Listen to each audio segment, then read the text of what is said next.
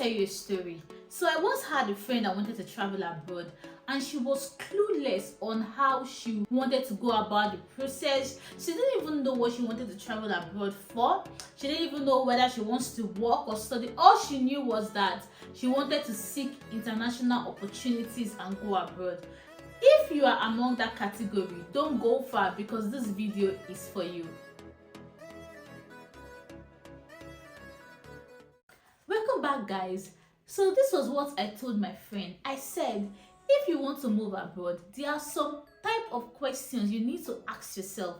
Number one question is, what is your purpose towards moving abroad? What is your intent? Are you moving for study? Are you moving to work? Are you moving to meet your family? Are you going for a short stay? Are you going for just visitation? Or do you want to go and stay there permanently? Answering these questions allows you to streamline your search, because if you know you are going for study, you begin to look at study visa. You begin to look at different countries that offer study visa.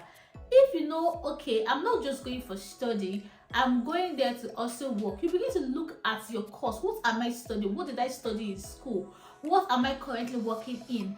Do this country accept me? Can I continue working in that field? Or if you're interested in changing field, you can then ask yourself, what possible fields can I switch into that I'll be comfortably working in when I get over there? Or what is the process? Now, if you know you want to go and meet your family, or you want to go there for a long stay, you begin to ask yourself, what are the countries that favors family life? What are the countries that actually allow me to stay permanently or just for visitation? Those are the type of questions you need to ask. The second question you need to ask yourself is, what is my type of country? What is my ideal country? Who am I? Now, why I ask you to ask yourself that question is, some people like a hot country. Some people can't cope in a cold country. Personally, I can't go to Canada and live in there. Why? Because it's cold. Personally, I don't like to go to Australia because it's too far. Do you understand? So those are the type of questions you need to ask yourself. Some people would like to stay far away from their family. Personally, I don't like to stay far away from my family.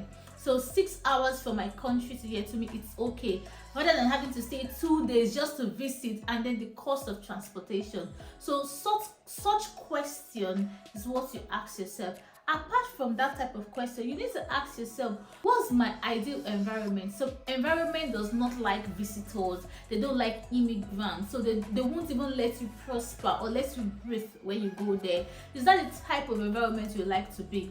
Or is it the ones that, even if they are not that welcoming, but at least you can see that there are more immigrants there?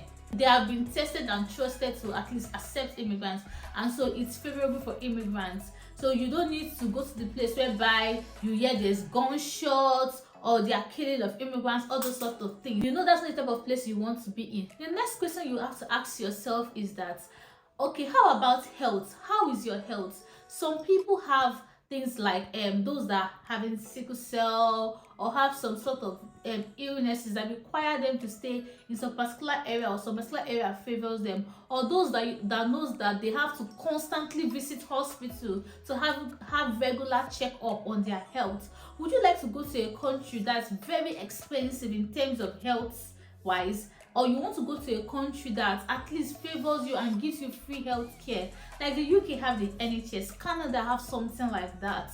So you can at least go to the hospital, visit your GP, and you get free health care. Or you want to go to the US, whereby you have to pay for your health care and the insurance fee is so high. So you have to ask yourself, what kind of person am I? How is my health? And which country will favor me? The next question you have to ask yourself is, how is natural disaster in that place? Is it a country that have natural disaster once in a blue moon, or a country that is you must see 3 natural disaster in that place? Personally, I wouldn't want to stay in a country that has such has that kind of thing. I know that yes, you can't predict anything can happen in any country, but they say you have to look at history. History at times has a way of repeating itself. So once you've looked at some countries and be like, oh, this ones always have natural disaster, personally I would avoid them. But I don't know about you. Some people are quite brave and they want to still go. So if you think you don't mind, you can go ahead, to that country. Another question you need to ask yourself is, how is the environment? Is it business friendly or is it work friendly? Some type of people don't like to work for anyone. So if they want to immigrate to any country, it has to be the one that will favor immigrants to do business, the one that will enable them and give them breathing space, the one that at least they know, even if I start with work in a year or 2 years, in the next 5 years I'm going to be a businessman. But there are some countries that do not even favor you in terms of business at all. Some countries itself will not even let you own house, will not even let you own so many things. So you begin to ask yourself, is that the type of country I want to go to, or is it, or will I go to a country that favors me in terms of business? But if I'm someone that like work, then I also have to ask myself, what country will at least pay me high? Because everyone would like to be paid high, right? So those are the type of question you ask yourself if you want to choose a country to relocate to. Finally, on this second question, when you want to relocate and you are choosing the country, you then say, which country will give me permanent residency or citizenship quicker? If you are planning on staying in that country for a long time, you then say, okay, which country will give me permanent residency quicker? Or even if it's not as even if it's not that quick, at least I know I will get permanent residency within 5 years, within 6 years, or within 10 years. I know I will get permanent residency, because there are some countries that do not grant citizenship to immigrants if you are not born there. There are some countries that do not grant citizenship or permanent residency to you if you are an immigrant. So what is then the point of going to that country? Unless you are someone that do not mind being on visa for as long as you live in a country. But I feel like visas restrict you. With a visa, you might not have access to a particular public phone and all that. And if you have lived in a country for over 10 to 15 years, you are automatically like that country citizen, because you've lived there for a long time, for a millennium. You've lived there for that long. So why shouldn't you be able to access public fund when you are contributing to the economy of that country in one way or another? So if this country is the type that will grant you permanent residency or citizenship quick within 2 years, fine, if that's what you are looking for. If the country will grant you permanent residency within a shorter period or within 5 years, fine. But if the country will not grant you permanent residency or citizenship and you want a country that will grant you that, then don't bother going to that country. Alright guys, that's the end of the second question. Now, what is the third thing or third point you need to consider when you want to travel abroad? Let's say at this point you've decided you want to travel to study, because to be fair, studying is one of the easiest routes to relocate to any country. So now you've said that, okay, I want to study abroad, then you ask yourself some questions. Yes, we have so many questions. Like, you ask yourself, am I going for a free study, or do I have the money to pay for that particular course I want to go and study? Do this country offer scholarship, or do they not offer scholarship? The USA is one of the country that is known to have so many scholarships. So in fact, you're not even expected to pay your school fees by yourself, because there are so many scholarship or program that can loan you this money to go ahead. There's student loan to go ahead for your study. So you can consider that. The UK also has what they call sharing scholarship, and their schools tend to maybe reduce the price for you. Rather than paying 10,000, they can tell you to pay 5,000. Do you understand? So those sort of countries, you can begin to look at that. There's some country like in Finland, their school fees is quite cheap. You understand? There are some other countries too that their school fees is quite cheap too when you are applying to go there to study. So if you want to relocate for study, you need to look at your financial capability and say, okay, am I strong enough to apply to this country? What is my budget? Okay, what is my budget? If my budget is 10,000, if my budget is 5,000, I'll begin to look for countries that will favor me in terms of that budget. Or if you're looking at bigger countries, you begin to target schools that will slash the price for you and begin to apply for slashing of your school fees. Then after then, you've decided that, okay, yes, I have looked at myself financially and I'm capable to go to this school. Then you look at the course. If you want to stay back in that country, you look at the course. Is this course favorable? If I graduate from this school, am I going to get a job? I did a video once on courses you should avoid when you're coming to UK to study. If you haven't watched that video, go and watch it because it's quite insightful. You cannot come to the UK and say you are studying political science when you have no experience in their political field, and you are expecting that when you finish you get a job in that field. It's quite difficult, especially for the fact that you will need to get a certificate of sponsorship, and by that time you will need a certificate of sponsorship. You do not even have an experience, so how do you expect to get certificate of sponsorship? So that's another thing you need to look at. The field that I'm studying in, is it something that will grant me certificate of sponsorship? Yeah, so you need to ask yourself that question. Or is it something that can grant me, can I get a post-study visa, then after working 2 years in that particular field they will then grant me the job? So when you are picking your course, you need to look at that before you make a final decision. Now you've decided that you want to go through work routes. Ask yourself some sort of question. For those going for nurses, what is the nursing process? What is the nursing license? Do I need to get a verification? Those going as a doctors, what are the exams? What is the process? You need to understand the process. If you are going as a teacher, what is the process of getting their license? Will my own license be accepted for my country, or do I need to switch to their own country license? Now, after making that decision, or after making your findings, then you will find out, okay, what is the financial implication in going through this? Is it too lengthy? How swift is it? Is it something that will take me up to 3 years for you to go through the whole process? For example, those that are nurses and they want to go to the USA, most of them you have to look for where you will write NCLEX, and at times they have to go to Philippines before they come back to their country and all that. The process is quite lengthy. So do you think you can wait, or would you just try other options? Like Canada has so many provinces now that are taking people without NCLEX. Just get your temporary license and come down, and then you can write NCLEX in Canada and come to Canada. Then we also have UK, which is quite straightforward. We also have Ireland, which is quite straightforward.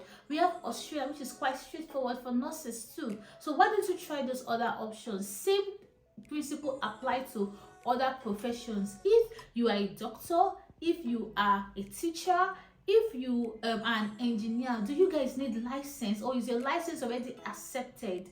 And if your license is accepted, fine. But if your license is not accepted, how can I get that license? That is the next question you need to ask. If you are considering traveling abroad through the work route, if you are considering traveling through your family visa route or through marriage route, then you look for a country that favors that and you go through that country.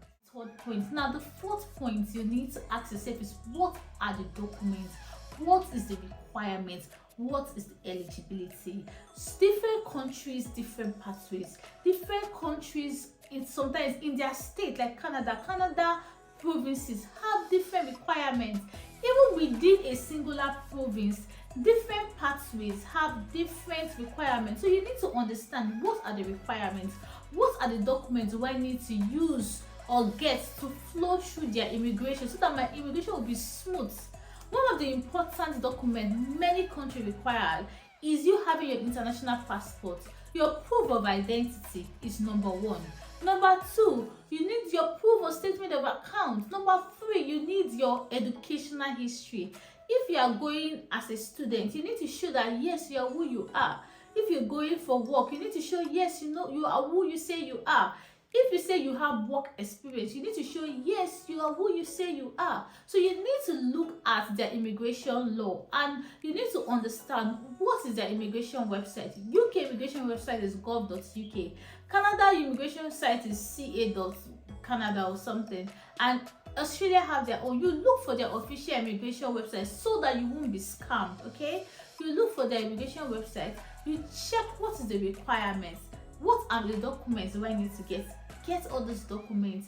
Take your time. Moving abroad is not a one-day thing. It's something that you have to take your time to go through. Plan yourself. Take your time. Okay, what do I need to get? Have I gotten international passport? Tickets. Have I gotten a transcript? You tick it. Have I gotten my certificate? You tick it.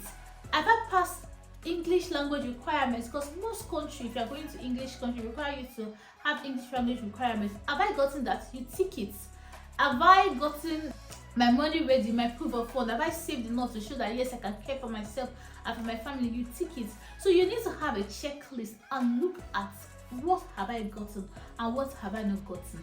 Can I get them and can I use that process? And if you have yourself prepared, your immigration process will be so smooth and so easy, and you will feel like, oh, I wasn't even stressed. So that's for the fourth point. Fifth point, or the fifth consideration if you want to move abroad, is you need to look at the financial responsibility or implication involving moving to that particular country.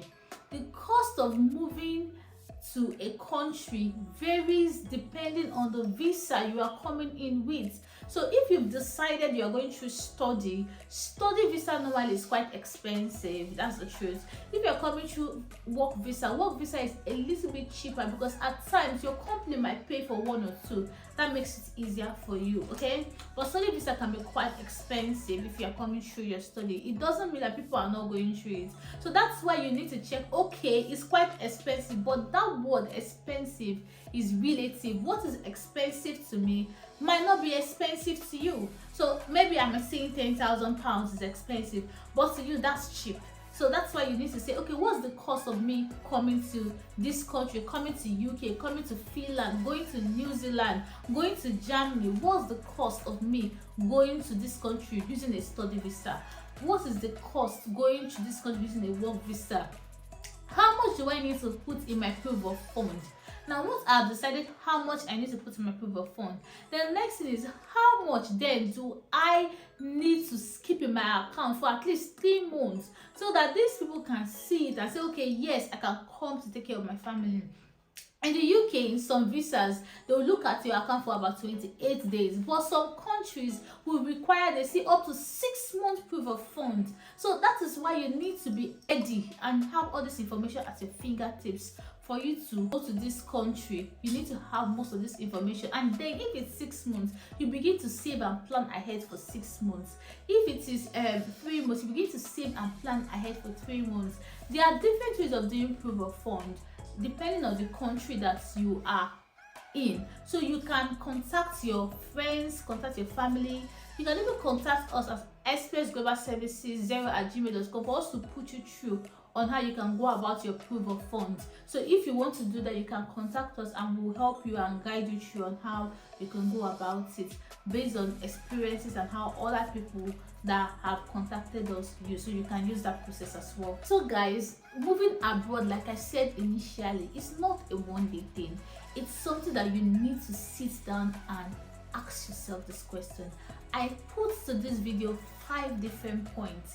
Number 1 is you're stating your purpose.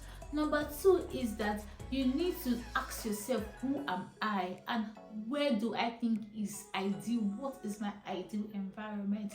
Number 3 is, after you've made your decision, then you begin to research more on using the immigration routes and knowing all the important requirements if you have to use that immigration route after you've made your decision on the country and you've made a decision on your purpose of moving abroad. Number 4 point is you getting the documents, getting all the documents ready, you knowing what these documents are. And number 5 point is you understanding the financial implication. If you have gone through these 5 different points in moving abroad, I believe that your journey abroad will be easier, especially if you are going through a self-sponsored route, or especially if you are going through a do-it-yourself route, because a lot of people are saying they are being scammed by immigration specialists only because you do not understand how moving abroad is. If you understand what it is to move abroad, then you won't be scammed. So guys, it's important that you stay informed. In this information age, information is at your fingertips. Just go through YouTube, go through TikTok, go through Twitter, go through Instagram, and you get all this information that you need. Thank you for watching this video and see you in our next video. I wish you well in your journey. Bye for now.